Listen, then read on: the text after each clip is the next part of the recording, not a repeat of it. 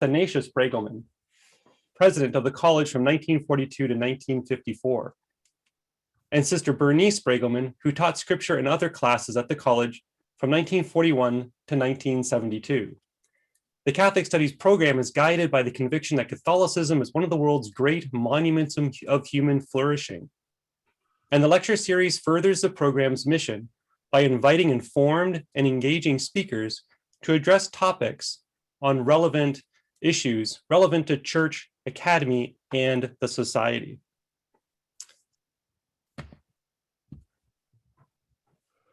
This evening, however, we're doing something a little different. Instead of a lecture, we're having a debate. And the subject of our debate is something that affects us all very deeply and remains one of the most controversial topics in our society. That topic is, of course, abortion. And this evening, we are joined by two distinguished guests to debate whether abortion should remain legal.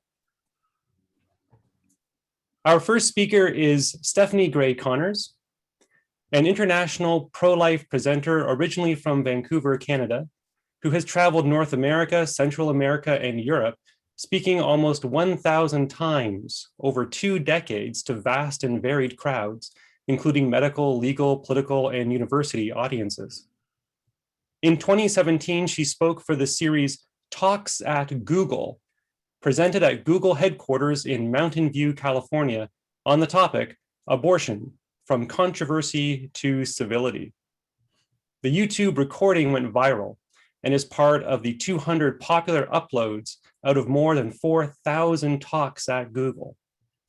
In addition to her extensive experience debating on the topic of abortion, Stephanie is also a writer, having authored the book Love Unleashes Life, Abortion and the Art of Communicating Truth.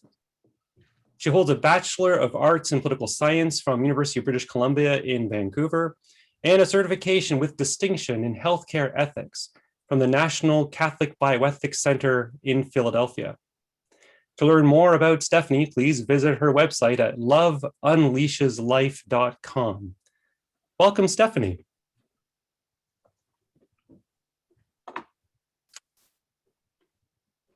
Our other speaker is Daniel A. Dombrowksi, professor of philosophy at Seattle University.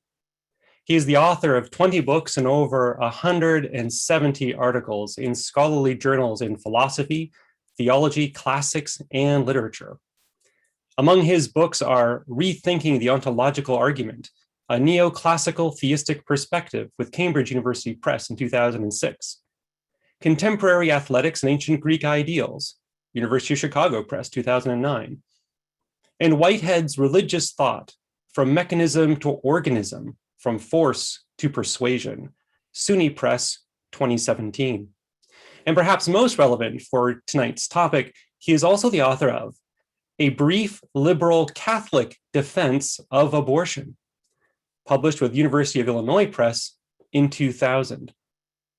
His main areas of intellectual interest are metaphysics and philosophy of religion from a neoclassical or process perspective.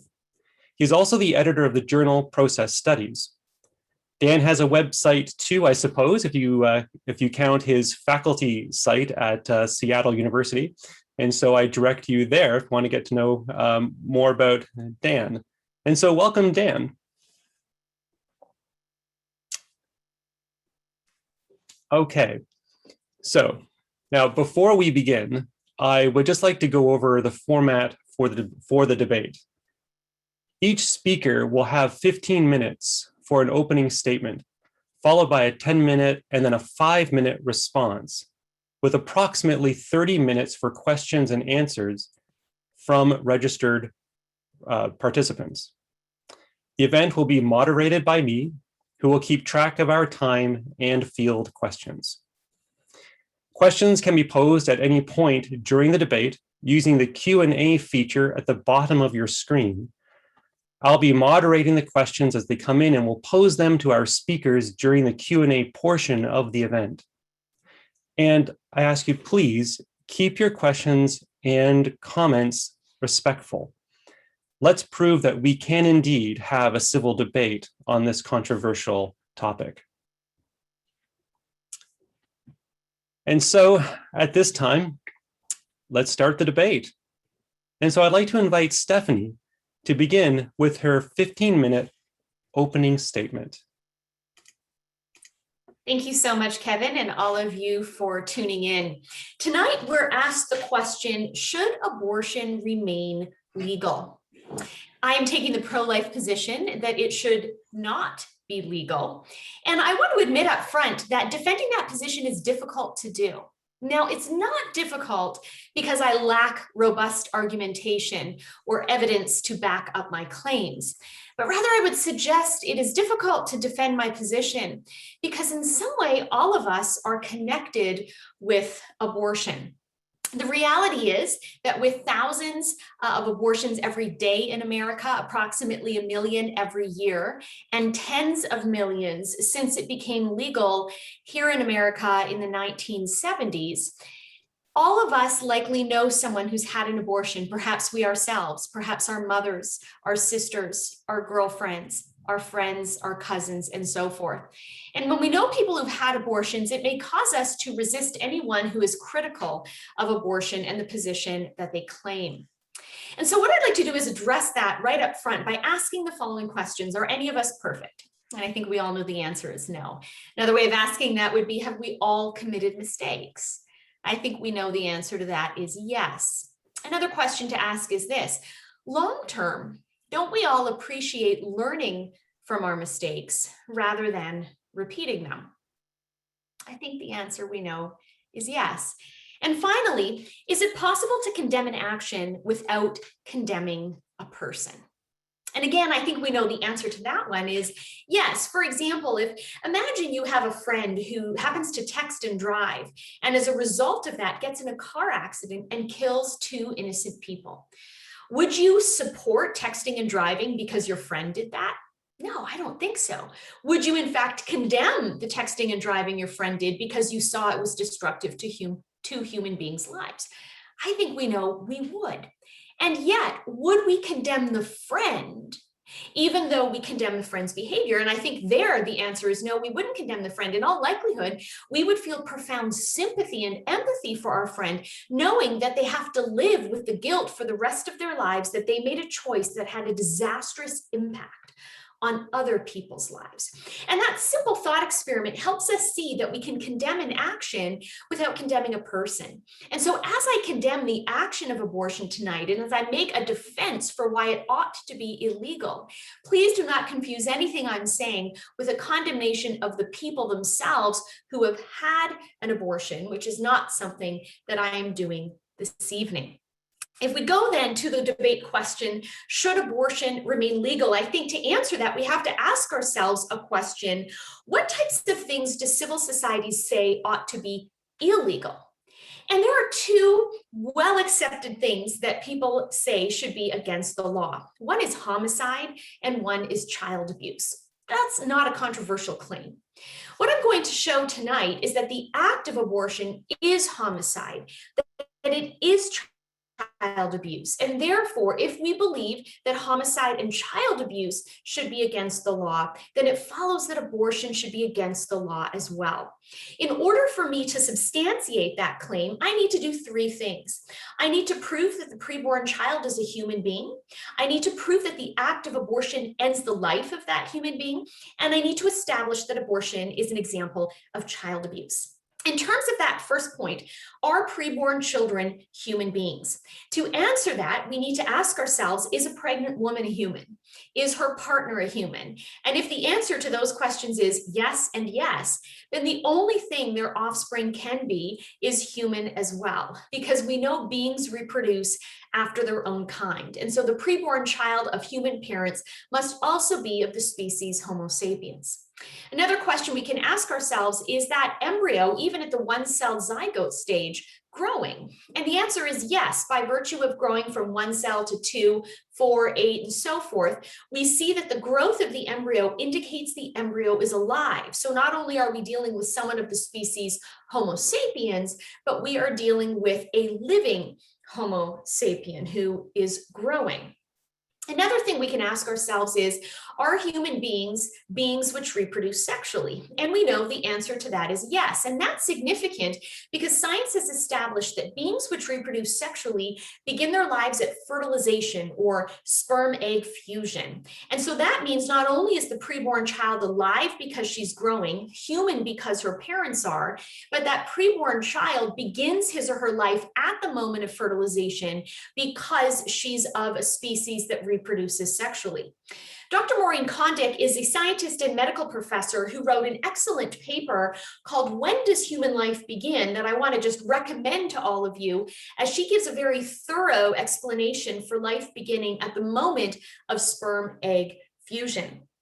Now, some people might object and say, well, even if technically the preborn child is alive and human and begins his or her life at fertilization, the preborn child isn't conscious, rational, or self-aware, at least very early in pregnancy.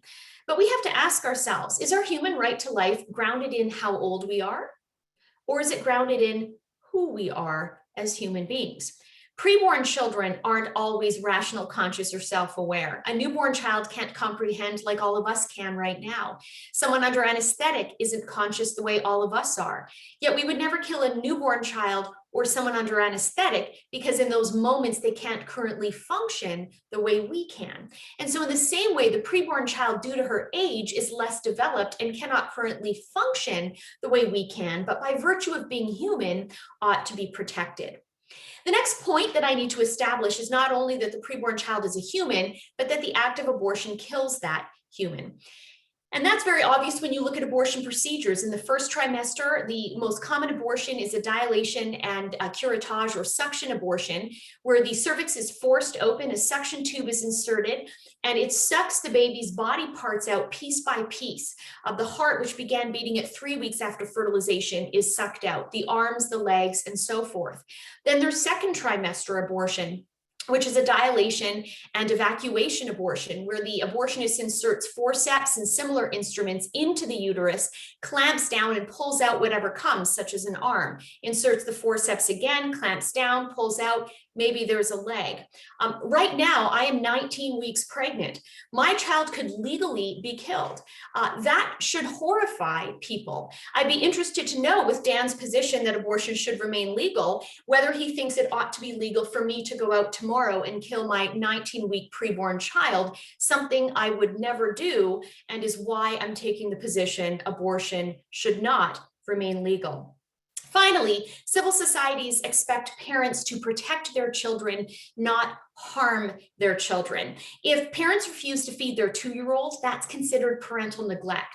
But if parents refuse to feed their child who's a college student, we might consider it mean, but we wouldn't charge them with parental neglect.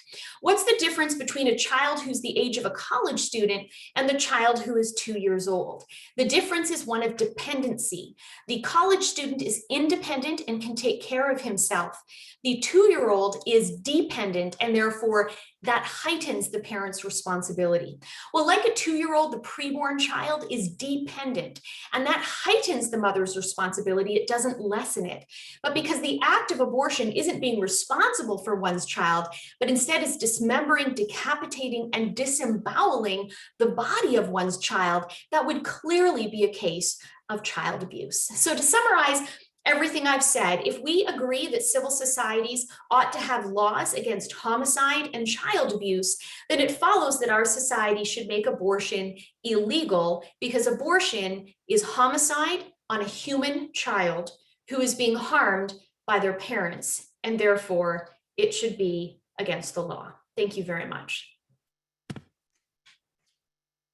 Thank you, Stephanie. And I should point out that, Stephanie, I raised the 5-minute flag way too early. That was a mistake on my part. So you do have more time should you want to take it. Well, it's hard to decline taking more time. I thought that. So I was starting to quickly cut things out of my head. How many minutes do I have left? You have 6 minutes. Okay, so taking the 6 minutes that Kevin said that I was denied accidentally, I would just like to add that if we go back to what I said about Dr. Maureen Condick's paper, When Does Human Life Begin? My extra time allows me to actually explain a really powerful and important point that she makes. One of the things she speaks about is that when scientists want to distinguish one cell type from another, they look at two criteria: cell composition and cell behavior. In other words, what is a cell made up of and what does it do? And if we look at those two criteria, that helps us see and understand how life begins at the moment of sperm egg fusion or fertilization. And the way we can understand that is to look at a sperm cell, an egg cell, and the one-celled zygote or embryo. The sperm cell is composed of the genetic material of the father, and the behavior of a sperm is to swim to an egg and penetrate it. We can look at an egg and see that it is different from a sperm based on the composition and behavior of an egg. Its composition is the genetic material of the mother, and its behavior is to sit and basically allow for penetration to occur. The question then is, how, if at all, is the one-celled embryo or zygote different from the sperm cell and egg cell? And the answer is it's different in those two significant ways: composition and behavior. The composition of the one-celled embryo is the genetic material of the mother and the father, even before the chromosomes have intermingled. Nonetheless, once one sperm penetrates an egg, the genetic material of both parents is now contained within that child. The behavior also of the one-celled embryo is substantively different from the sperm or the egg cell. Once one sperm penetrates an egg, if a sperm comes along and tries to penetrate that embryo, the embryo will create this type of zone or wall around it that prevents penetration from occurring. So we can therefore see by behavior, we're dealing with something that is different from the sperm cell and the egg cell. From that point forward, the one-celled embryonic stage to the fetal stage, to the infant stage, to the toddler stage, and so forth, what changes? And what changes is what the preborn child looks like, or the born child looks like, and what the individual is able to do. But what remains the same is the unique genetic makeup that distinguishes all of us from each other or our parents. That is consistent and remains the same, even as those factors about our appearance and our abilities are changing. And our right to life isn't grounded in our appearances and abilities. It's grounded in who we are as unique members of the species Homo sapiens, which science has established begins for each of us at the moment of sperm egg fusion. So I think that probably puts me close to my time, Kevin. Yes, it does. You do have 3 minutes left. Oh, I do. Wow. Okay. Well, then, so to put everything then back in context, I think it's important when discussing abortion, if we go back to what I said at the beginning, how we all can have that emotional tie to the topic because we may know someone who's had an abortion. In another way, emotions can get involved in this debate and can cause some people to resist the position that I am proclaiming, is when we look at the difficult circumstances a pregnant woman may find herself in. She may be pregnant from rape. She may have no support. She may be really poor. And some people will say because of those difficult circumstances, abortion is justified. And as someone who's pro-life, I can agree that those circumstances are very difficult for someone to be in. The question we want to ask ourselves is homicide of a child ever an ethical solution to what we all can agree is a difficult situation to be in? And I think we know the answer to that is no, that's not an ethical solution. And so as much as we may feel compassion and mercy and support for someone who finds themselves in difficulty, or for someone who may have historically already made the choice to have an abortion, it doesn't follow by having those sentiments that the act of abortion is ethical and ought to be illegal. We can have great mercy and compassion for people in crisis, but recognize there are certain moral lines that shouldn't be crossed. For example, If someone wants to pursue becoming a scientist to find a cure for cancer, that's great. But if the means they choose to achieve that great goal is to bribe the university they want to study in order to become a scientist, we'd all agree, whoa, those means are wrong, as great as your end goal is. And so as much as we might want to have empathy and compassion for people who've already chosen abortion, or people who find themselves in crises like rape, or being very poor, as much as we want to help them, if the means to help them is homicide, if the means to help them is child abuse, then we have to reject those means as unethical methods to get to an end of helping and supporting someone. And so to wrap everything up, because I've made the case for the preborn child being human from fertilization onwards, for being alive because they're growing, and because I made the case for the act of abortion destroying that human's life, and in particular, being an attack on a life which is in a parent-child relationship where there should be love and support, not harm and attack, it follows that the means of abortion should never be chosen and should be unlawful in response to, as a way of helping people who are in crisis and difficult circumstances. Thank you very much. Thank you very much, Stephanie. And your timing is much better than mine. You ended right on the dot. And again, my apologies for the interruption. All right, Dan, you now have your 15 minutes. Okay, thank you very much, Kevin, for organizing this event. There's a lot of work involved in organizing this, so thank you. I'd also like to thank Stephanie, who's certainly a worthy debate partner here, so I enjoyed your presentation. And thanks to Brianne for her technical help. On the information highway, I'm one of those people who has a flat tire, so I'm glad to be here via Zoom, everybody. What I would like to do is talk about the relationship between Catholicism and abortion, with the goal in mind of responding to the question as to whether or not abortion should remain legal. I take it that the most vociferous opposition to abortion comes from religious groups, particularly Catholic groups. So I'd like to talk about that relationship. Now, in the popular view, to be Catholic just is to be pro-life. It's assumed by a lot of people that if you're Catholic, then of course you would have to adopt a view very similar to Stephanie's and defend a pro-life view. However, I think the whole issue is very complicated. So what I'm trying to do is create some conceptual space whereby people who are either Catholic or religious believers of some sort can defend a pro-choice view and thereby make it less likely that the legalization of abortion would be rescinded in the United States. Very, very briefly, there are no biblical passages that I'm aware of, either in the Hebrew scriptures or the Christian scriptures, that deal explicitly with the issue of abortion. You would assume that there must be such, given the heated, sort of opposition that religious believers often give to the abortion, the permissibility of abortion. But I'd like to talk about the issue from a natural law or a philosophical point of view, given the paucity of biblical help here dealing with this question. One major figure in the history of the moral status of the fetus is Aristotle, who in the 4th century BCE articulated a developmental or processual view of fetal development, moving from a pre-sentient stage of fetal development to the development of sentiency, what we today would call a functioning central nervous system, which would make it possible for the fetus to experience pleasures and pains of its own, quite apart from the pleasures and pains of the pregnant woman, to then, very late in pregnancy, developing the capacity for, or the sort of preconditions for rationality.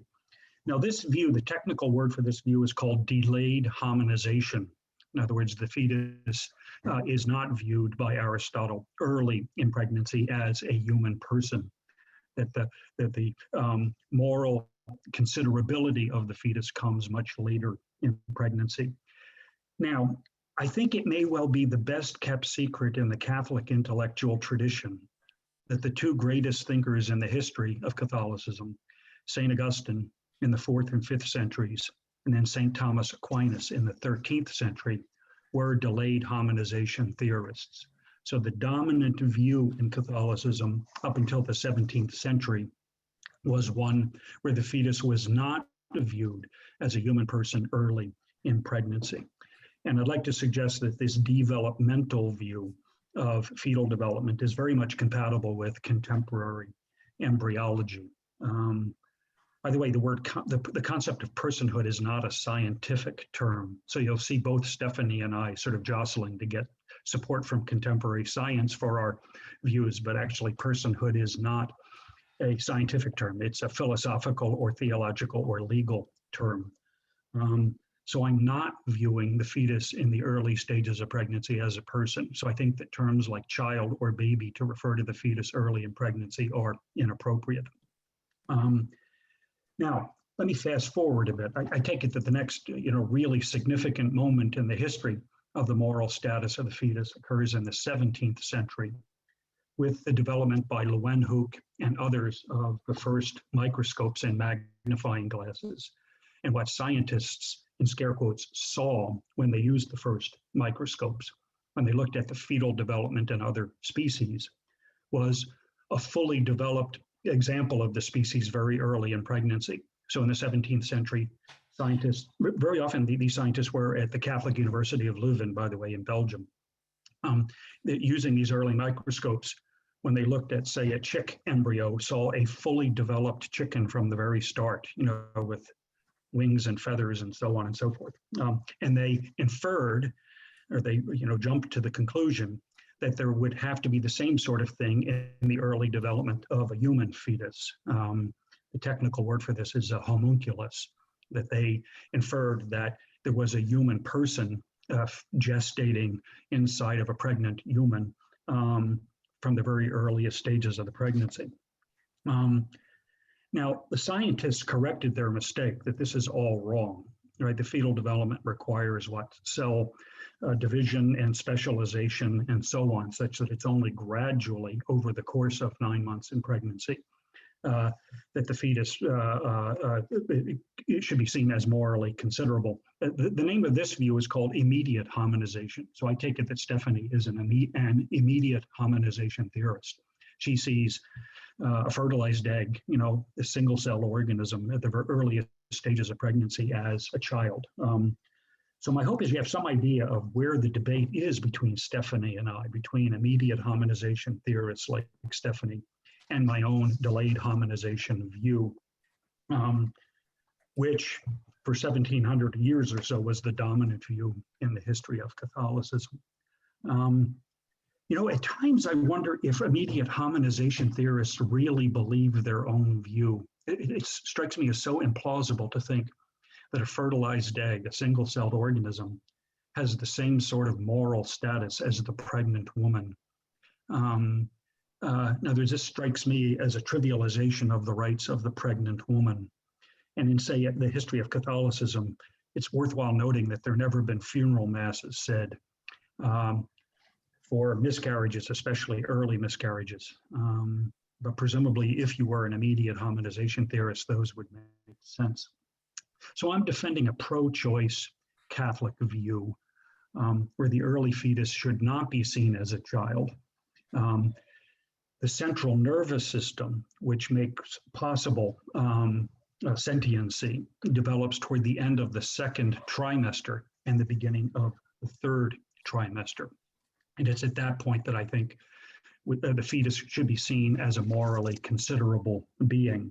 So my view is, I take it not only compatible with contemporary embryology, but then also compatible with the Roe v. Wade decision, which I would defend. The criterion is different. So in the Roe v. Wade decision, the criterion that's most important is viability, the ability of the fetus to be able to survive outside of the pregnant woman. Whereas the criterion I'm defending is sentiency, the development of a central nervous system, and the ability of the fetus to have experiences of pleasures and pains of its own. So although the criteria are different, they both occur at the same time, toward the end of the second trimester, beginning of the third trimester. So I think there's a huge moral difference between abortions early in pregnancy and abortions late in pregnancy, say third trimester abortions. I am more than willing to admit that the fetus is a potential person. So there's no disagreement between Stephanie and I on that point. But I'm not convinced that the fetus in the early stages of pregnancy is an actual person.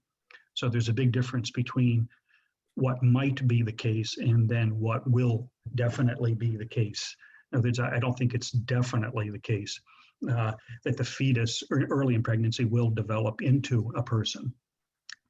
So if you look at embryology textbooks, you'll see that less than 1/3 of fertilized eggs eventuate in births as infants. Quite apart from human intervention, it's another way of saying what? That nature performs abortions at a much higher rate than any human society. So in other words, this sort of evidence seems to indicate to me that the fetus early in pregnancy does not have any sort of considerable moral status. To use some technical terms, I'm in the philosophy department, so these are the sort of distinctions we like to make. Sentiency, which occurs with the development of there may be nerve cells that develop earlier in pregnancy, but a central nervous system does not start functioning until toward the end of the second trimester, the beginning of the third trimester. Sentiency is a necessary and sufficient condition for moral patiency status, as I see things.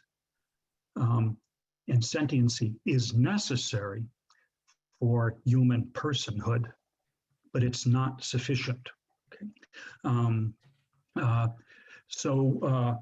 Now what those sufficient conditions are, I'm not prepared to state. In other words, I'm not going out on a limb and telling you exactly what criteria have to be met in order to be a human person. However, I am trying to defend the view that suggests that you have to be sentient before that question even makes much sense. So like Thomas Aquinas, I'm defending a view that could be called dynamic hylomorphism. If you've ever heard of that phrase, I'm arguing against dualism here. In other words, I think there's a real problem in a view that suggests that you could have a fully developed personhood status located in a single-celled organism. That strikes me as a mismatch. In other words, something as important as the human soul requires a developed body, that there has to be some sort of fit between a body capable of the attribution of personhood status, and that's not met by the fetus in the very earliest stages of pregnancy.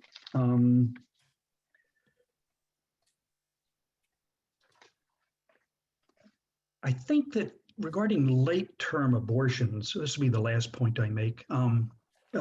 As I see it, the burden of proof shifts. In other words, I agree with the Supreme Court justices in the majority in the Roe v. Wade decision that relatively early in pregnancy, the woman should have a carte blanche to have an abortion as she sees fit, okay? After the development of a central nervous system, say in the third trimester, it strikes me that the burden of proof shifts, where if the woman would want to have an abortion late in pregnancy, she has to supply good reasons in ways that she would not need to supply good reasons early in pregnancy.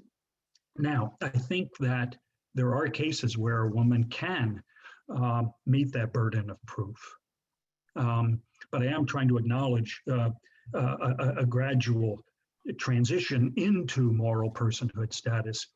It's very hard for some people to think in processual terms, right? But I'm trying to think in ways about the ways in which a fetus may gradually change over 9 months, such that eventually it acquires moral personhood status. An example of, or say two examples of the sorts of abortions late in pregnancy that I might find morally permissible would be, say, a woman who is pregnant for 7 or 8 months and then finds out that if she carries the fetus to term, her health or perhaps even her life would be threatened. Or suppose a woman is 7 or 8 months pregnant and finds out that the pregnancy, which was going well up until that point, is such that if the fetus is carried to term, the infant who would be born would have an excruciatingly painful disease. Okay, so I think that there are examples even of late abortions that are moral, although I think it made sense for the justices in the Roe v. Wade case to suggest that there may well be restrictions that you would want to place on late-term abortions, even if some of them may be morally permissible. But before the development of sentiency, I don't see why a woman should have to supply reasons why she wants an abortion. My view is very much committed to the idea that women are autonomous agents and should have a right to bodily integrity and control what goes on in their body, especially early in pregnancy. And then it makes sense to suggest that they might have to supply reasons to justify abortions late in pregnancy. So this major distinction here between immediate hominization that Stephanie defends and the delayed hominization view that I defend, I see as at the root of the abortion debate. I think Stephanie may agree with me on that point. It's just that she defends a different view than I do. But I think we've located where the debate may lie. Okay, let me stop there. Thanks so much. Thank you, Dan. Okay, so now for the 10-minute responses. Stephanie, your 10 minutes. Thank you so much. So I'm just largely going to do my rebuttal in the order that Dan presented his content. To begin with his reference to Catholicism is essentially synonymous with being pro-life. To be Catholic is to be pro-life. I would agree with that, but it doesn't follow that one has to be Catholic in order to be pro-life. What I would say matters is if someone believes in human rights, then it follows that they should be pro-life. If someone embraces, for example, the foundational standards of the United Nations, they have a document called the Covenant on Civil and Political Rights. And in that document, it says that in countries where the death penalty is legal, it may never be done on a pregnant woman. Well, isn't that fascinating? We have to ask ourselves why. What is the difference between a woman in a country that has committed a crime that her country says is worthy of the death penalty, who's not pregnant, and a woman who's committed the same crime in the same country who is pregnant? The first woman gets the death penalty, the other woman doesn't. What is the difference? It's that although both women are guilty, in the body of the second woman is an innocent child, and her pregnancy is what prevents her from getting the death penalty, because we might debate about how we treat the guilty, but we all agree that we should never kill the innocent. And so to prevent a pregnant, guilty woman from getting the death penalty because she's pregnant is an admission that within her body is an innocent child. You don't need to be Catholic to hold that view. You just need to believe in human rights. But to address some of the claims that he made, he says, the scriptures don't actually deal with abortion. I mean, the scriptures don't actually specifically say you should not kill your neighbor with a machete by way of the Rwandan genocide, which occurred in the 1990s. But we can all conclude that based on the teachings in the scriptures, that it is wrong to kill, that it's wrong to shed innocent blood, that we can deduce the scriptures condemn the Rwandan genocide. And the scriptures are very clear in Luke chapter 1, when Mary visits her cousin Elizabeth and John the Baptist leaps in Elizabeth's womb for joy. He leaps because he recognizes Jesus Christ, the first trimester embryo in Mary's womb. And so the very heart of Catholic teaching is that you have the incarnation, which is where God took on flesh as Jesus, not in the form of an infant at Christmas, but 9 months prior at conception in Mary's womb. He refers to the idea, he says the dominant view, the fetus is not viewed as a person. It comes down to how we define person. I'm making the argument that the preborn child is a human being who ought to be considered a person, but human rights are grounded in whether you're a member of the human family. The term personhood has historically a changing definition. I, as a woman from Canada, there was a time in my Canadian history where I once, if I had been born 100+ years ago, wouldn't have been considered a person because of my sex. Here in America, there was a time where Black individuals weren't considered persons because of their skin color. During the Holocaust, Jews weren't considered persons because of their ethnicity or religion. And our society today reacts to all of these historical examples and says, wait a minute, your right to life is grounded in what we know objectively and scientifically, which is, are you a member of the human family? Because Black individuals are human, because women are human, because Jews are human. That's why they have a right to life, and that's why historical atrocities ought to be condemned. In the same way, because the preborn child is human, that is why abortion ought to be condemned. They should be considered persons. The United Nations even says this in their declarations, a Universal Declaration of Human Rights. They say that the right to life is something that's granted to everyone. Everyone in the preamble is defined as all members of the human family. And then in Article 6, it says everyone ought to be considered everywhere as a person before the law. Who's everyone? All members of the human family. So they're saying if you're a human, you're automatically considered a person. So since I've established the preborn child is human of the species Homo sapiens, and Dan has not refuted that, the preborn child ought to be considered a person. And we should look at the dangerous, ugly history that we humans have of denying certain humans personhood status as an important lesson to not repeat the past. I would also say that I think we should be very horrified and shocked by what Dan has said, which is that he would allow abortions up to, between the second and third trimester. I would like to reiterate again what I said earlier, which is that I'm 19 weeks pregnant. I mean, I have a belly on me. My preborn child's heart has been beating since my child was 3 weeks old. My baby is regularly kicking in my womb. I can feel my baby kicking. That is not my body. That is someone else's body. So the question is, what responsibility do I have as a parent to my offspring? And my responsibility is to protect and preserve my offspring's life, not to overpower that child and destroy that child. It's interesting that Dan mentioned that even after the second trimester into the third trimester, he would support abortion at 7 or 8 months, for example. He said for the life and health of the woman, or if the child's going to have a painful disease. Look, babies have survived outside the womb at 21, 22 weeks, but the kind of well-accepted line of viability is 24 weeks. So he is allowing abortion even after 24 weeks. And if the woman's life is in danger and the baby is that far advanced, the baby has to come out of her body either way. So here's my question. Why bring the baby out dead? Why not bring the baby out alive? If you're going to bring the baby out either way, why are we destroying an innocent child who's already alive and could sustain her life? Even where a child has a painful disease, why do we have hospitals and often resist execution centers? It's because we realize hospitals are established not to end life, but to alleviate pain and suffering without eliminating the sufferer. So if a child is going to be sick, then we offer pain meds, we give comfort. But if we wouldn't end the life of a born child, we shouldn't end the life of a preborn child. One of the points Dan made at the end was about bodily integrity, and he said a woman has a right to that. But when does a woman's right to her bodily integrity begin?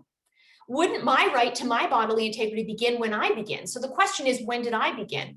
And as I've established, and Dan has not refuted, I began my life, as did all of us, at the moment of sperm egg fusion, the moment of fertilization. And it's interesting because if we think about women's rights and bodily autonomy, think about the women who were targeted in the womb because they're females. There are some people from Southeast Asian cultures, like in India and China, who prefer male children over female children. And we see large numbers of abortions or female infanticide in those cultures because people don't want girls. So if we believe in women's rights and bodily autonomy, what about the rights of the tiny woman in the womb? And so Dan talked a lot about sentience and if the child doesn't have a developed nervous system, but that is simply in relation to the child's age. The child can't develop things without the appropriate passage of time. Just like a 5-year-old hasn't developed her reproductive organs to the level they should be. She hasn't started menstruating at the age of 5 because we need the passage of time to be able to develop as human individuals. But human rights aren't grounded in how old we are or how developed we are. And that's the fundamental flaw with the position that Dan is defending.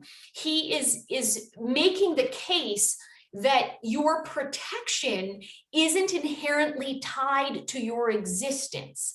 He's making the case that your protection is tied to your development. And the problem with that view is why at the 2 to 3 month, our second to third trimester mark that he's drawn, and why not birth? Or why not the first trimester? Or why not 3 months after birth? People actually say that there should be a fourth trimester, but a woman would never be able to pass a child through her pelvis, which is why we give birth after 9 months. But the point is, we're continually developing, we're continually getting more mature, we're developing conscious thoughts, but human rights, if attached to that, are constantly going to be changing because our development is changing. But we all know that even the UN has admitted human rights are tied to being a member of the human family. And so I see my time is coming close, so I'll just wrap it up by saying that Dan has not refuted the evidence that I've provided for the preborn child being a member of the human family, and for the act of abortion being a brutal dismemberment and destruction of the body of not just anyone, but of a child that all of us once were, and a child that all of us once survived that period of, because our mothers, when they could have ended our lives, chose not to. And all of us are alive today and listening even to this discussion because instead of having an abortion and essentially declaring, this is your body given for me, all of our mothers chose life and essentially declared, this is my body given for you. That's the sentiment of love. And I think we best honor our mothers by paying it forward and respecting the lives of preborn children that come into our lives the way our mothers respected our lives when we came in to theirs. Thank you. Thank you, Stephanie. Okay, Dan, your 10-minute response. Okay. I'd like to make a distinction between two different senses of being human. There's a genetic sense of humanity and then a personhood sense of humanity. So I'm more than willing to grant to Stephanie that the fetus, even in the earliest stages of pregnancy, is human in a genetic sense, as is a cancerous tumor. I mean, if you examine the cells in a cancerous tumor, they're identifiable as human cells. So the fact that a being is human in a genetic sense doesn't offer us any clue, as I see things, to its moral status. It's a different question to ask, what does it mean to be human in a personhood sense or a morally relevant sense? Now, I've tried to suggest that sentiency is crucial in this regard.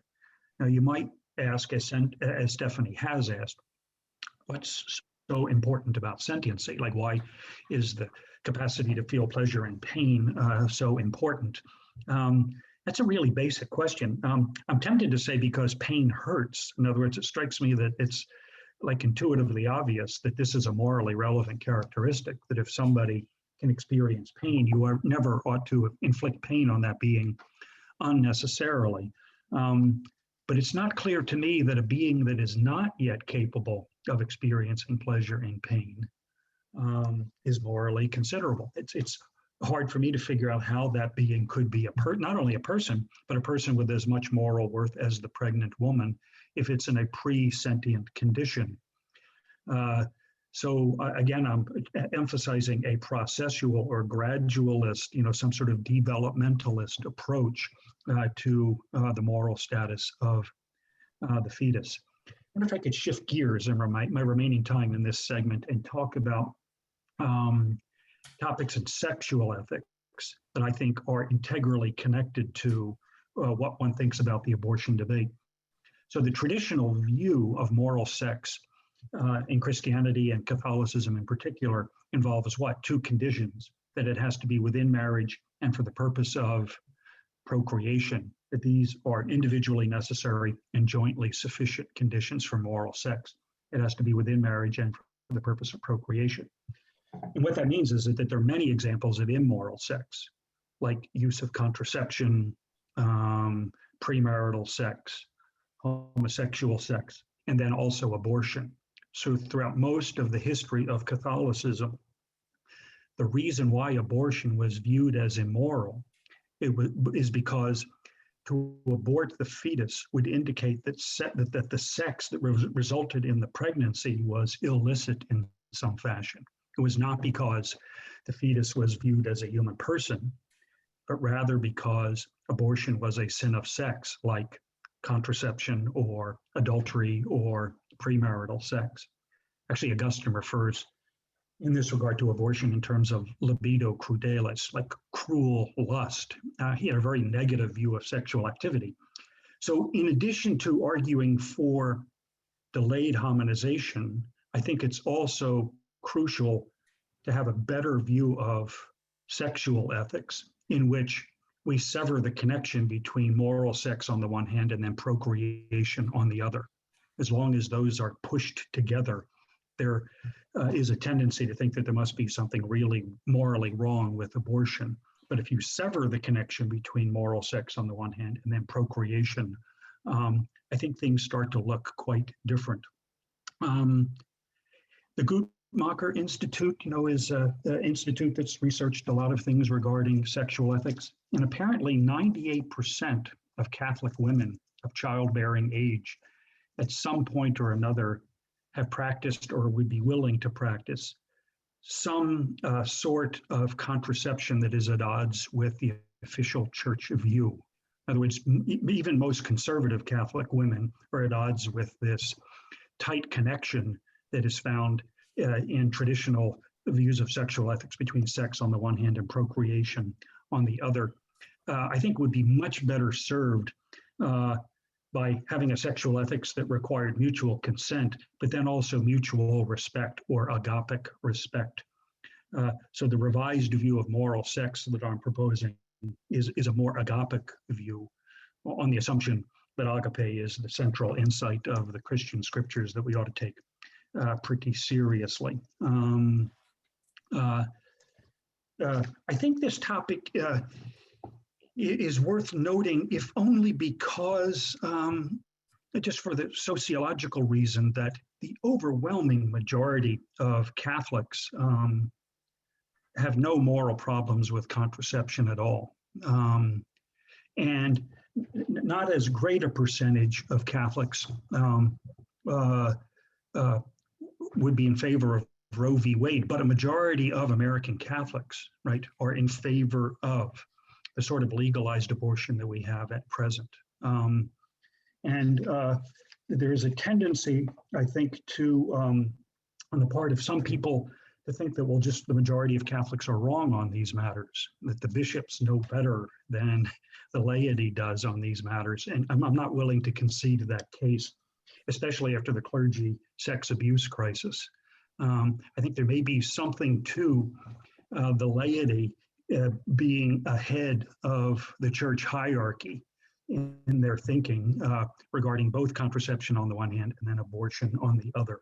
That in a democracy, the consciences of individuals, including individual Catholics, in the formation of their moral beliefs should be taken seriously.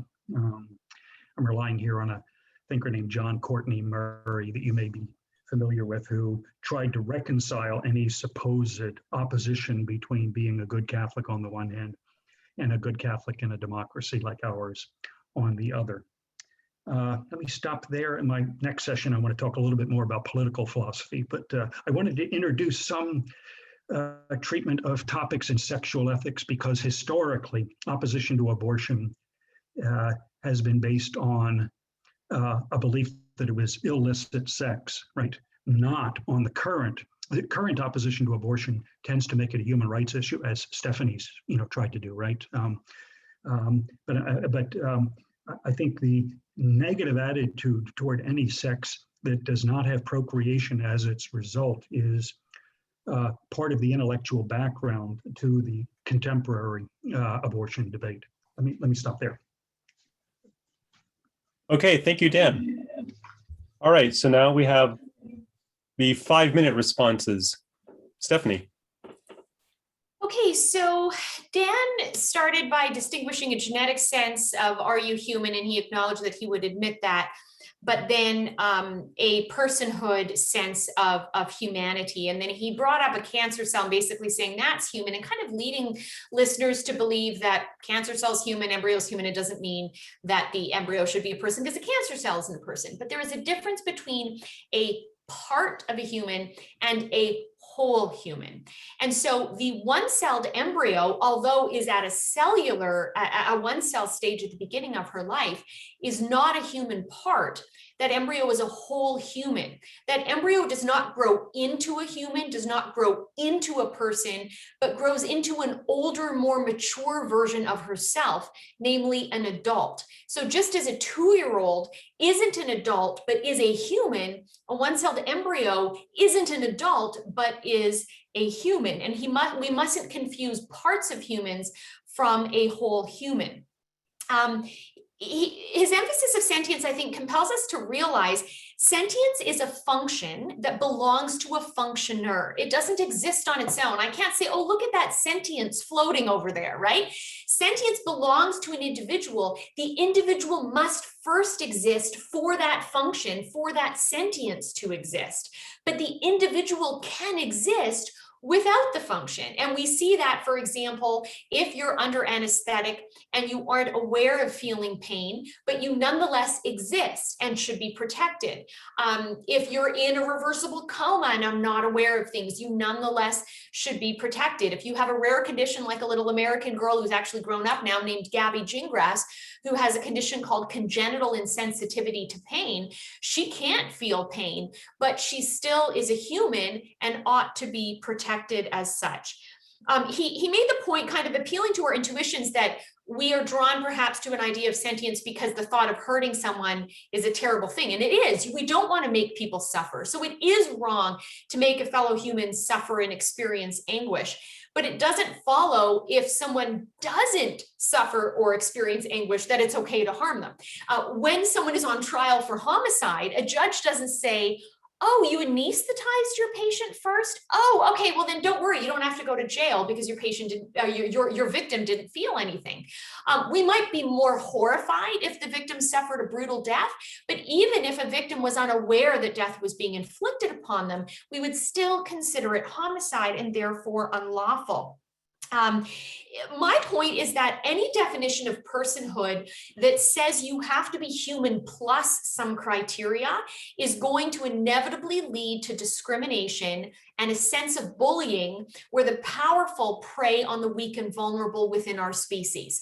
So as I mentioned earlier, at one point it was human plus your sex, human plus your skin color, human plus a certain ethnicity. And we've rejected that as being unfair and unjust. And I would say that to say the preborn child isn't a human, isn't a person rather, is to just maintain that dehumanizing philosophy of human plus age. So if human plus skin color, human plus sex, human plus ethnicity ought to be rejected, then we should also reject human plus age in terms of the fundamental right to life. It should simply be you're a person if you're a member of the human family.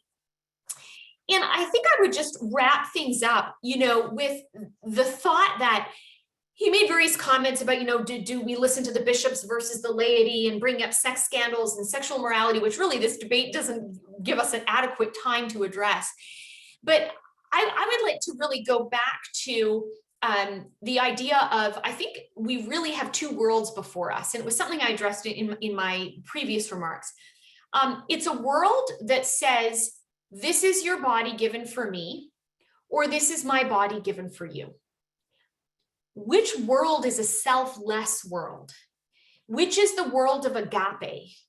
Dr. Viktor Frankl, a famous Jewish psychiatrist and Holocaust survivor, said the salvation of man is in love and through love. What is love? Thomas Aquinas, who Dan brought up earlier, said to love is to will the other's good. To love is to be other-oriented. It is to say, this is my body given for you. And when we hear someone bully another, prey on another, dominate another by saying, this is your body given for me, we're repulsed by that. We know we don't find it attractive. We know it's not how we were made.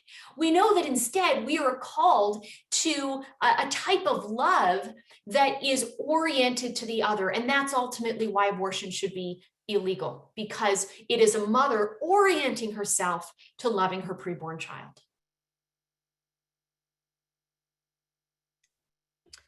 Thank you, Stephanie. All right, Dan, your 5 minutes. Okay, thanks. I'd like to say that there is some sense of teleology, in my view, of directedness. So, when you have a fertilized egg, it's if that fertilized egg was going to, in some way or another, be fulfilled as a member of the human species, right? We know that it could not grow up into an adult pig or an oak tree or something like that. So I don't want to give the impression that I don't see any sort of directedness even in the early fetus. But it's teleology with a lowercase t rather than teleology with an uppercase t. Because a lot of people who are opposed to abortion act as if from the earliest stages of pregnancy, the being in question was destined to grow up into an adult. That's related to the question that Stephanie asks about when did I begin? In a way, early in my fetal development, I was not I. It took a lot of biological development, care from significant others and my parents and so on and so forth for me to become an I. I don't think that a pre-sentient being is an I in any sort of morally meaningful sense. I'd like to say a few things about political philosophy. I take it that we're all aware, both here in the United States and up in Canada, where Stephanie's from, we live in pervasively pluralistic societies now. Even supposedly homogenous societies like Japan are pervasively pluralistic. And people defend various different comprehensive doctrines. And the problem in politics is what? They defend these comprehensive doctrines very often uncompromisingly. I think it's important in democratic societies that no one comprehensive doctrine rule over the others. So in a way, the view I'm defending is post-religious, in that I don't think it's fair to people who are not Christians to try to make the United States or Canada a Christian nation again. But my view is not only post-religious, it's also post-secular, because I don't think people who have atheistic or agnostic worldviews ought to run the show either. Because the state has a monopoly on the use of force, a spirit of toleration is essential in order for us to flourish as human beings, given our significant differences. I think that religion has been civilized by liberal institutions. That religious believers at one point, say think of the early modern period in Europe, thought that they had the truth in their religion and then tried to impose it on others. By the way, I don't detect this in Stephanie, by the way. It's one of the reasons why she's a delightful debate partner, is that I don't detect that dogmatism in her. But many religious believers think that it's their goal to run society according to the views found in their particular comprehensive doctrine. The spirit of toleration, which is fostered in liberal democracies, is such that we have to take seriously the fact that there's an overlapping consensus that includes just about everybody in favor of the claim that women have rights. But opponents to abortion have had several decades now, after Roe v. Wade, to convince people that the early fetus is a person, right? That words like child or baby are appropriate with respect to discourse about the early fetus. And opponents to abortion have not succeeded in convincing the majority of the people in the population that most people now, including most Catholics, are in favor of abortion rights for women. And the fact that they are in the majority itself is morally relevant. Now, I'm not saying that you should not be able to take your religious views into the public square, but if you do so, or your atheist or agnostic views into the public square, but if you do so, you should meet the terms of a translation proviso, whereby the language that you use has to be amenable to being accepted by reasonable people who disagree with you. So Martin Luther King, on Stephanie's website, she has a quote from Martin Luther King. So we're both Martin Luther King fans. MLK, was successful in this regard. He talked about, his dream of a time when all of God's children would walk together, hand in hand in a discrimination-free society. It's interesting that he talked about all of God's children, and reasonable atheists and agnostics agreed with him. Now, there's somehow or another he had this ability to convince people that he, was being fair to everybody in the vision and offering the vision that he offered. Abortion opponents have not been nearly as successful as MLK in convincing people that fetuses in the early stages of pregnancy deserve the sort of respect that women and Blacks and others deserve. And that's morally relevant in a democracy. Let me stop there. Thanks. Okay, thank you. Thank you to both of you. Now begins our 30-minute Q&A session, and we have a number of questions from the participants here. And so this first question is for Stephanie. The question is there any instance where taking the life of an unborn child, even when saving the life of the mother, I'm sorry, let me just summarize this. Is there any instance where taking the life of the unborn is acceptable in your view? What about those cases where the child is being saved from a terribly abusive life? And in this case, the mother thinks that she is actually protecting the unborn child from a life of torture and abuse. Stephanie? Sure. So in terms of that last point, when there are children already being tortured and abused, do we ever respond by committing homicide on them, by sending police in to kill the child instead of remove the child from the victimizer? I think we know we never allow homicide with born children as a response to abuse.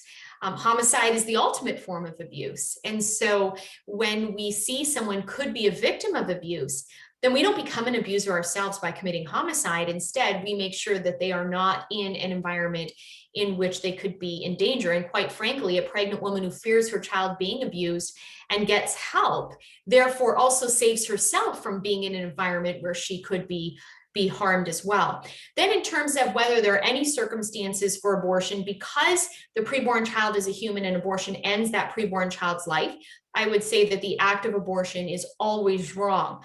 When a woman's life is in danger, there are ways to ethically intervene in what her underlying medical condition is without directly and intentionally ending the child's life. Two brief examples are if you have an ectopic pregnancy, you can intervene with a procedure called a salpingectomy, where the section of fallopian tube that is threatening the mother and child's life through its expansion is removed. That's not acting on the baby's body to kill the baby, but it's acting on the mother's body, quite frankly, because you want to prevent both lives from being killed. But we currently lack the technology to keep such an early preborn child alive. But not being able to save the preborn child because we lack technology is very different from directly and intentionally killing the child, which is what abortion is, which is something that's wrong. Another example would be chorioamnionitis, where you have a severe infection in the membranes. And this is often actually where the child is later in pregnancy and could survive an induction of labor. But the point is, in that case, you induce labor not to get the child out of the body, but get the infection out of the mother's body. Obviously, the child comes along as well. And if you can place the baby in an incubator and save the baby's life, that's great. If we lack an incubator because the baby's too small, then we once again lack the technology. But the point is, there's ways to intervene that don't involve directly doing an abortion. Thank you, Stephanie. Dan, would you like to respond to this question? No. I think it would follow from my view that the woman that the questioner asked about would have the right to have an abortion, given what I've already said. So. Okay, then our next question is for you, Dan. And it has to do with this idea of moral persons. So the questioner asks, suppose a fetus prior to hominization isn't considered fully human. does that eliminate all moral standing and allow for its termination? Our society protects bald eagle eggs. Wouldn't an individually unique, DNA-wise, future human being, even at the one cell stage, have some moral standing, even if they are not, quote unquote, moral persons? Wouldn't some degree of moral standing then have to be weighed against the bodily integrity of women and other concerns? Okay, so that's a good question. Whoever asked that, thank that person for asking a good question. Let's deal with the example of a single-celled organism, fertilized egg, very, very early in pregnancy. It strikes me that there's a really basic question as to whether or not you think that that single-celled organism is a person already. And that's what Stephanie thinks, right? She's willing to call, the fertilized egg a child or a baby already. Or do you want to say, as I do, that it's potentially a person, okay? And there's a lot at stake there. And I'm more than willing to admit that the fetus, even in the earliest stages of pregnancy, is a potential person. Because it is a potential person, I'm trying to meet the questioner halfway here. I can see why some people might want to claim that the fetus in the early stages of pregnancy has some sort of moral standing, even if it's not worthy of being, called a person, okay? I'd like to emphasize again that my view is processual or developmental. In other words, this notion that the questioner has of moral standing, of personhood status, seems to make sense to me diachronically. In other words, if you take time into consideration. So I'm more than willing to admit that as time goes on, and it's not just because the fetus gets older, as Stephanie has characterized it, I just have a different way of characterizing it. It's that over the course of 9 months of pregnancy, the fetus starts to acquire morally relevant characteristics, not merely that it would be potentially a person, but that, say, it becomes capable of pleasures and pains in its own right. So it would take a lot more things that I'd like to say to flesh this out, but I'm not totally opposed to the questioner's idea that there may be something called like minimal or proto-moral standing short of personhood status. However, one thing that I think we all agree to is what? The pregnant woman is a person. Like that's not in question, right? The pregnant woman is definitely a person. We all agree to that, but there's a disagreement about the personhood status of the early fetus. I hope that's something of a response to your question. Stephanie, would you like to respond to this question? Sure, just a few thoughts on what Dan said. He referred to the preborn child, at least the zygote, as a single-celled organism. And I think we need to know, first of all, are we dealing with an organism, a whole versus a part? But it's not just that if something is an organism, it ought to be protected. The question is, what type of organism are we talking about? And so because it's a human organism, then the life ought to be protected. And he said, well, it's a potential person, but anything which is a potential something is an actual something else. So what actually is that embryo? And what I would say is that to refer to the embryo as a potential person is as confused as to refer to, some people will say an acorn isn't an oak tree. An acorn is actually of the oak family. It's a very immature oak, but it's already fertilized. It's basically the oak tree's offspring, and it just hasn't grown into the adult form of the tree which provides shade, but it's still of the oak family. So the preborn child, like the acorn, is of the human family, but isn't the adult version that can do what adults can do. So the preborn child is a person with great potential. That's the important distinction that I would make. And I think the questioner makes a great point about referring to protected species. Notice even that phrase, not all species are protected, right? We will care perhaps more for gorillas and chimpanzees than we do for ants. The bald eagle is another example of protected species, but notice the term we use is species, not adults within those species, not adult chimpanzees, adult dolphins, adult eagles, but if we value we actually value the whole of the species. So therefore, if all of us should be protected as persons, then all of our species should be, which includes the itty bitty babies among us. Okay, thank you. So I'd like to move on to another question. This one is for you, Stephanie. This questioner asks, if society were to eliminate pro-choice and force a woman to deliver a child that she does not want, for whatever reason, what then is the responsibility of society to make sure that child is cherished and nurtured? So I think any civil society has a responsibility to make sure that our fellow human beings are nurtured and cared for. The primary starting place for that, though, would be the family. And we typically learn to love based on the environments we're in. So if someone is not in an environment of stability where they have a loving family, then that's the responsibility for those around them to step in and teach them what that loving family looks like. But the point is, even if someone isn't there to provide guidance and help, although the pro-life movement has done an excellent job of that, there are pregnancy care centers across the country that don't get government funding, that run on donations. I even have friends that are part of a religious order of nuns that let pregnant women live in their convent with them. So there's lots of efforts to help women in crisis love their child and care for their child and be supported for their child. But even if those things didn't exist, that wouldn't give us license to commit homicide on the child. But I think at the end of the day, it is important that in making abortion unthinkable, we work to make the concept of true love that which we demonstrate and live, which means we're other oriented and we are helping people love and care for their children. Dan, do you have any response to this question? Just real briefly, I think Stephanie and I are largely on the same page in thinking that a just society is one where you're going to have healthcare available for all citizens and no one should live in grinding poverty. So in response to the question, I mean, I think there's a lot that Stephanie and I could agree with in that regard. However, because Stephanie, it's integral to her worldview, right, and her position to refer to the fetus, even in early pregnancy as a child or a baby. And she several times mentioned the idea that we're members of the same human family. I would like to ask Stephanie if she would agree that the sperm cell all by itself is also part of the human family, right? It's genetically human, and the egg cell all by itself.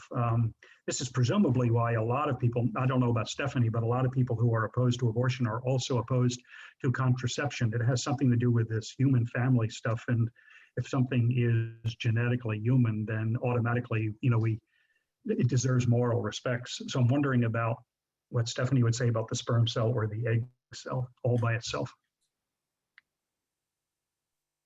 I don't know if you want me to respond to that, Kevin. Is that okay? Yeah, of course, please. Oh, sure. So I would say the sperm and the egg, if they are of humans, because the other species produce sperm and egg, but if you have a human male sperm or a human female's egg, then those are human, but they're human parts, not whole humans, which takes me back to what I said about composition and behavior. We can tell that those two cells differ from each other, but that they're also different substantively from the one-celled embryo. So I would say the sperm and egg are human parts. The embryo is a whole human. The embryo is an organism, whereas the sperm and egg are not. The sperm and egg are potential humans, but the embryo is an actual human. And so what I'm proposing we protect are human beings. Okay, we have another question. This one is for you, Dan, I believe, although you seem to get both your perspectives on this one. And this has to do with something that was in the headlines just recently.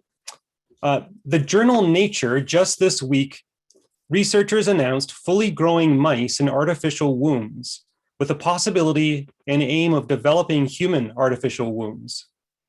So would Professor Dombrowski agree that transplanting a pregnancy to an artificial womb for adoption is the ethical responsibility of any woman, even if their fetus is morally less than a moral person, but morally more than a bald eagle egg? there's a lot of variables there. One of the things that makes these topics so difficult is it's very hard to isolate the variable and, articulate your view regarding one thing, but there's several things going on in this question, each one of which individually are interesting. I don't know what to make of a lot of they're called transhumanist sci-fi ideas are out there.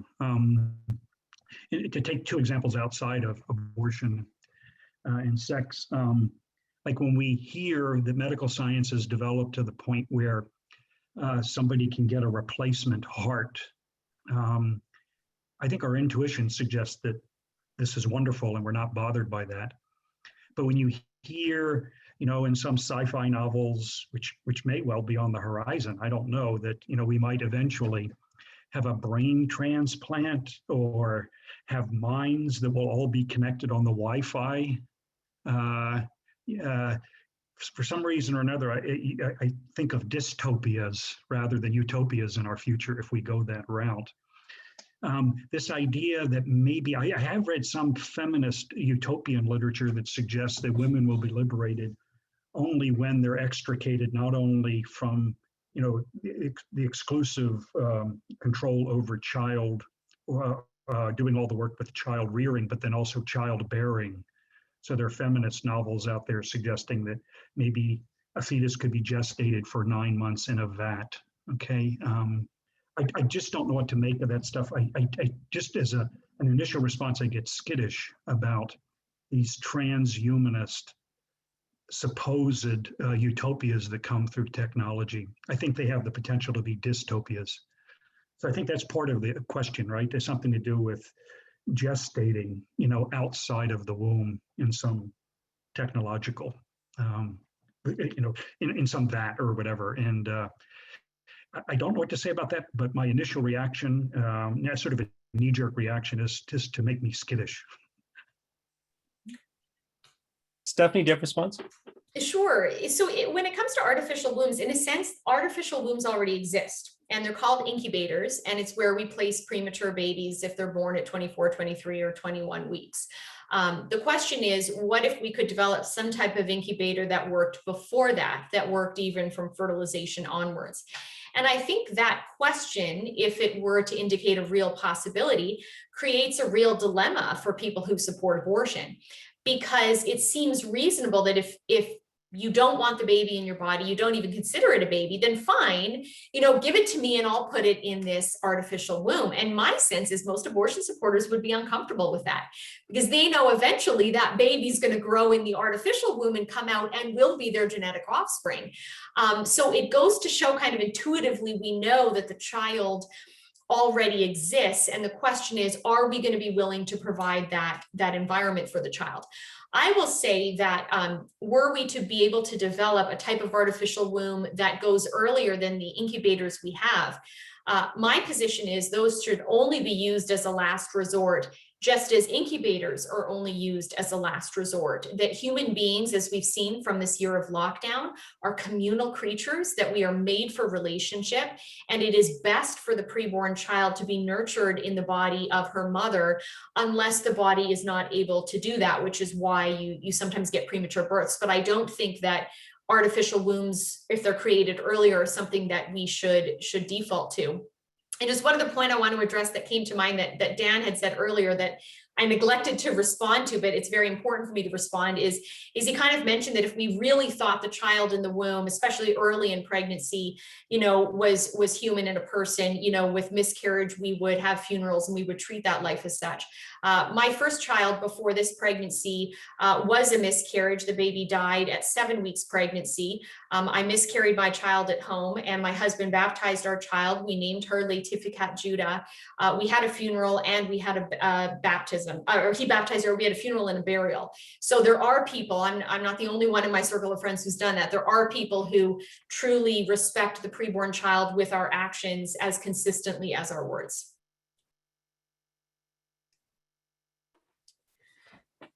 All right, thank you to both of you. This next question is for you, Stephanie. And it's simply, can you be pro-life without thinking that abortion should be illegal? Good question.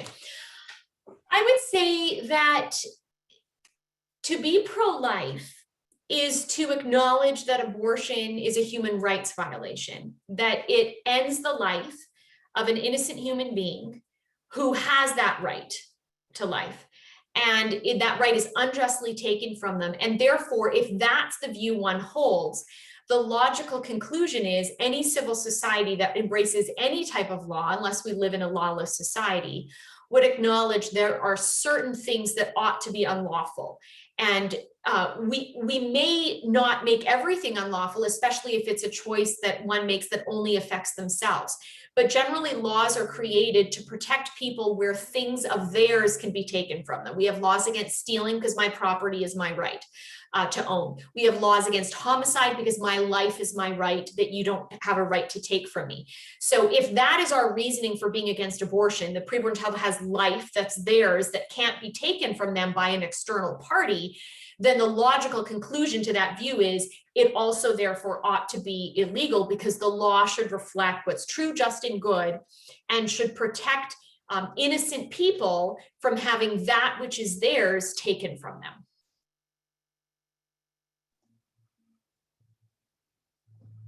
And of course, with these questions, either one of you can jump in. So Dan, if there's ever a question you just want to jump in and respond to, you don't have to wait for me to prompt you. You can just start. Okay. Just in response to that last question, I tried to get at this in my last comments before the question and answer period. The beliefs that I have in my own personal life or in my associational life, as a Catholic or members of other associations that I belong to, are one thing, and then what would be a just law is something else, given the pervasive pluralism in society. So actually, there's all sorts of things that I have moral beliefs about in my personal or associational life that I do not think should be enacted into law because they violate the beliefs of a significant, maybe a number of people, maybe a majority of the people. So the question was, could you be pro-life on the one hand and then not want to repeal Roe v. Wade on the other? I think there are historical examples of that. Hillary Clinton and Joe Biden are two prominent examples of people who are apparently, this is what I've read, are personally opposed to abortion. I think this would not be a just policy to take their personal beliefs and then impose them on a majority of the population. Okay, thank you. All right, so this one is to you, Dan. If personhood is delayed, when precisely should personhood be conferred upon a developing life form? Hey, what makes me nervous is the word precisely. Okay, so given the developmentalist approach I suggest, I think we can see better why the fetus in the earliest stages of pregnancy ought not to be viewed as a person, and then why a fetus after the development of sentiency, say 8.5 months into pregnancy, why it might make sense to refer to the fetus at that point as a person. But if you ask when precisely, that may be difficult to determine because sentiency develops, a central nervous system starts to function around the end of the second trimester, beginning of the third trimester, but there's no precise moment where we can demarcate, before and after in that regard. However, there are all sorts of examples from science where gradual changes can lead to qualitative differences. To take a really pedestrian example, if you have water and gradually heat it up degree by degree, at 212 degrees Fahrenheit, it evaporates into air. And then you begin to wonder, how the heck did that happen? If such a dramatic qualitative change that occurs after all these incremental changes, bit by bit. So also if you cool water down to 32 degrees, it qualitatively changes into something solid. Something analogous to that, I think, occurs during pregnancy, where there are these minute changes that are occurring, and then eventually you have the being that's morally considerable once it becomes sentient. That's what I would say. To respond to that, I think Dan's hesitancy to like the term precisely, his acknowledgement that it makes him nervous, I think shows the weakness and error of his perspective, because we're talking about a matter of life or death. We don't want to be wrong on this. It would be like if someone was going to demolish a building and someone said, well, is there someone left inside the building before we blow it up? And the person replies, well, I'm not sure quite precisely if there is. Well, then we don't blow up the building. We err on the side of caution. I think that's why the most reasonable place to come from is, do you exist? Are you alive? If so, are you a member of the human family? And are you my offspring? I think that's a really important question. And if so, then I protect you. And each day you're going to change. I mean, my baby's heart began to beat at 3 weeks. Brain waves were detectable at 6 weeks. There are some studies that show the preborn child feels pain at 13 and a half weeks. Certainly at 19 weeks, where I am right now, my preborn child could feel pain. And so every day, every minute, there's development and there's change, but you don't become more human, you just become more mature. So do we believe in human rights or maturity rights? All right, thank you. Well, this one is, I think it's going to be our last question. We only have 4 minutes left, and it's addressed to both of you. So this person asks, how would you answer a Catholic who asked, when did Jesus become a person? How do you answer those who believe that God knows you before you were even in your mother's womb? Great question. So certainly we actually weren't conceived in our mother's wombs. We were conceived in our mother's fallopian tubes. And about a week later is when we went into our mother's womb and implanted there and grew and developed. So God knew us before even the womb, when we were in the fallopian tube. And of course, even before we existed, we were in the mind and the thought of God to be willed into existence, but we didn't yet exist. But God isn't bound by time. So to compare my concept of even the development of my own child versus God's knowledge that I would conceive that child, those are different because I don't have the mind of God. But yes, as a Catholic, if I was speaking to a fellow Catholic on the question of when did Jesus become a person, that is, when did Jesus enter into the human experience? God is 3 persons, first of all. So you can have non-human persons, angelic persons, beings would be like persons, or God the Father, God the Son, and God the Holy Spirit. But I'm saying if you're a human, then you're a human person. And so Jesus entered into the human person experience as an embryo in the body of Mary, divinely conceived, not through sexual relations, but the Holy Spirit overshadowing her. And I think it's actually quite significant for anyone who comes from a faith background, a Christian, whether Catholic or Protestant faith background, that although we celebrate Christmas, you look to the scriptures, as I mentioned earlier, with Luke chapter 1, Jesus did not enter into the human experience when he began his public ministry. He didn't enter into the human personhood experience when he was 12 years old and found in the temple. He didn't enter into the human personhood experience as a newborn child in a barn. He entered into the human personhood experience as an embryo in the body of Mary, beneath her heart. And so when he wanted to be like us, he actually began like us. And I think that's significant.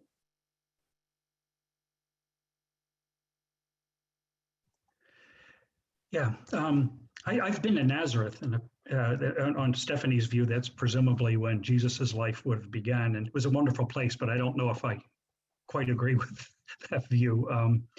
I'd like to say something about divine omniscience, because the question was about knowing the future and so on. There's a debate in philosophy of religion as to what divine omniscience consists in. So you could have 2 people who both agree that God is omniscient, and then disagree about what that means. So on the traditional view, God knows everything that's going to occur in the future with absolute assurance and in minute detail. One less than desirable result of that view of omniscience is that it leads to determinism. as the later St. Augustine and Calvin, and actually perhaps Thomas Aquinas believed, right? That if God knows everything that's going to happen before it occurs, then there's nothing that you can do that will differ from what God already knows you're going to do even before you do it. I think there's a more defensible version of divine omniscience that suggests that God, the greatest conceivable being, would be the greatest knower. But what it means to be the greatest knower is to know everything that is knowable, past actualities as past, present realities in their presentness, and then future possibilities or probabilities as possible or probable. So I'm not willing to grant that an omniscient God would know everything that's going to happen in the future before it occurs, because until it occurs, it's not knowable. If the future were already here to be known, it would not be future, it would be present. This is relevant to the abortion debate, I think. So in other words, some people try to support Stephanie's case by saying that not only is the fetus that's, a few hours old already a person, in a way, that being would have been a person from eternity, because God would have known that before time. I think we face an open future, and we need a philosophy of religion that can accommodate the fact that we face an open future. Yeah, thanks. Well, thank you both so much for proving to us that we can indeed have a very civil debate on yet a still controversial topic. And so on behalf of the Bregelman Program in Catholic Studies, I just want to thank you for your time and for your energy and for your thoughts this evening. And I want to thank everyone, all of the registrant participants, especially those who sent in questions. I'm sorry we couldn't get to all of the questions that were posed. And so I just want to wish everyone a very good night and look forward to more programming on maybe not always controversial topics, but certainly interesting topics by the Catholic Studies program at the College of St. Scholastica. So I bid you all good night.